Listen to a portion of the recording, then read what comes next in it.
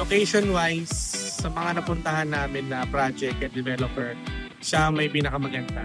And also, gusto namin yung mga daan, maluwag, tapos accessible sa mga schools, sa mga hospitals, and also yung pagiging flexible nila sa payment.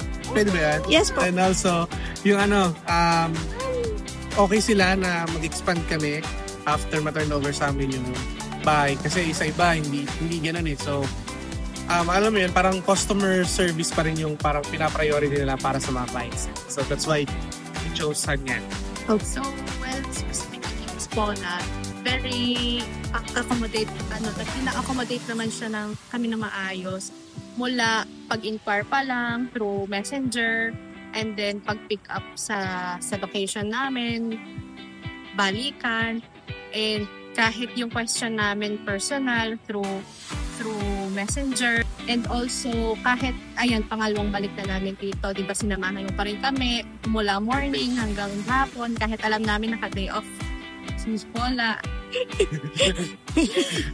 Tapos yun naman yung gusto namin, yung parang anytime na mag-inquire kami, mag-question, lagi naman kami na assist anytime.